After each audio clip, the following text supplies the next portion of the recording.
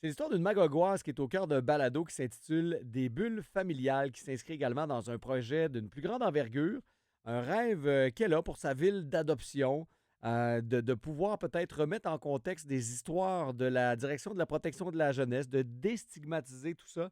Marie-Pierre Lampron-Drolet est avec nous. Madame Lampron-Drolet, bonjour. Allô? Qu'est-ce qui vous a donné envie de lancer le projet des bulles familiales? Parce que là, on va être à la deuxième saison des balados, là.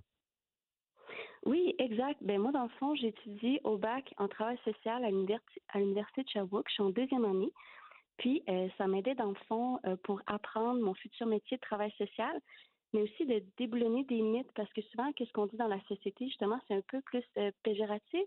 Puis, plus que j'en apprends dans mes entrevues, plus que je vois que, dans le fond, qu'il y a beaucoup de nuances là, pour bien comprendre tout le système. Parce que ce qui est plate, là, c'est qu'on va souvent entendre les grosses histoires. Puis je dis pas qu'elles n'existent pas, là, c'est pas ça l'affaire, mais tu sais, les histoires Ouais. d'abus, les histoires échappées, tout ça. Mais j'ai Ouais. l'impression que ce que vous découvrez dans vos balados, c'est que c'est pas mal plus que ça.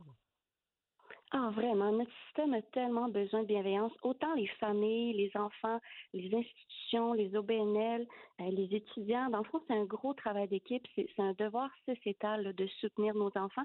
Fait que c'est un peu les lunettes roses que je vais apporter dans ce balado-là. Dans le fond, c'est plein de nuances, puis c'est des êtres bienveillants qui expliquent, dans le fond, leur parcours ou leur mission, là.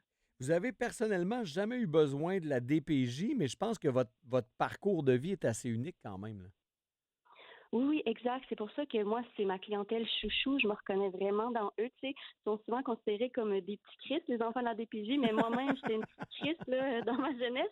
Puis c'est des êtres humains bienveillants qui m'ont aidé. Puis c'est ça qui a sauvé ma vie, notamment l'espace M, anciennement appelé la Villa Pierrot à Magog. C'est une habitation psychosociale avec une travail social temps plein. Puis c'est ça, moi, que je veux créer pour leur futur à eux, là, les jeunes de la DPJ. Donc, en ce moment, c'est le balado, mais à un moment donné, on aimerait ça avoir l'espèce de cocon familial, un service peut-être d'accueil, refuge. Comment vous voyez ça? Oui, oui, ça serait 21 studios, dans le fond, avec des PSL. Ça veut dire qu'ils ne paieraient pas plus que 25 de leurs revenus. Puis il y aurait un travail social temps plein. On veut créer ça à Magog. On est, dans le fond, accompagné par le pôle d'entrepreneuriat collectif de l'Estrie pour le moment. On est à l'étape de la rédaction du plan d'affaires. Vous avez dit, puis je vais vous citer, j'ai moi-même été une petite crisse et il y a des gens qui m'ont. Oh! Non, puis c'est correct. Écoute, c'est un terme qu'on entend tellement dans la population. Les gens se reconnaissent, Ouais. les gens comprennent, là. Mais vous avez dit, il y a des gens qui m'ont sauvé la vie, littéralement.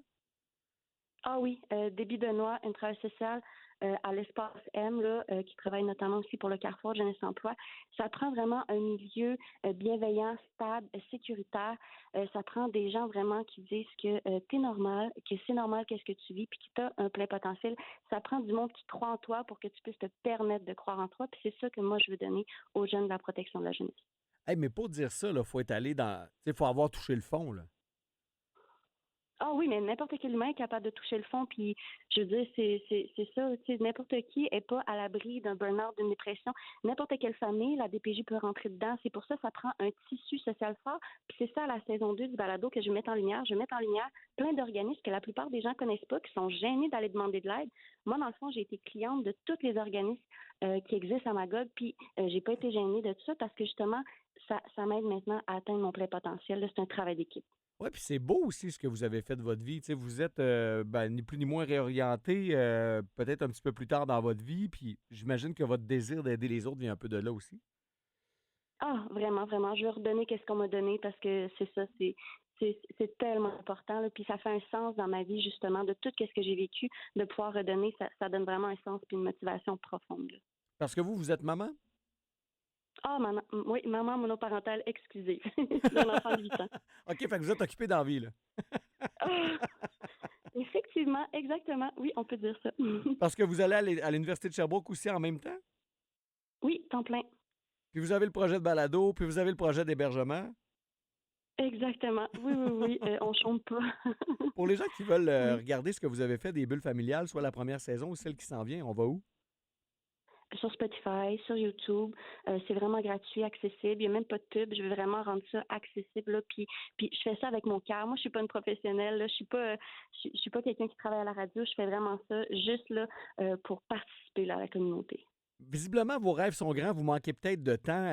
Quand est-ce que vous pensez être capable de lancer votre petit OBNL avec les mini-bulles familiales, là, l'objectif d'avoir ce lieu d'habitation psychosociale à Magog? Ah oui, le but, là, c'est vraiment, là, après mon baccalauréat, on va pouvoir avoir vraiment plus de temps. Ça serait minimum, là, dans 2 ou 3 ans. Puis en plus, ce que j'aime beaucoup de votre projet, c'est que vous voulez vous consacrer à l'après-DPJ, dans le fond. Oui, oui, la transition de la vie adulte, là, de 18 à 25 ans. Puis ça a été montré tellement de reprises que c'est souvent là où il se trouve d'ailleurs un trou, là. Oui, oui, vraiment, un jeune sur 3 va vivre un épisode d'itinérance. Ils sont vraiment moins scolarisés, ils ont vraiment moins de tissu social.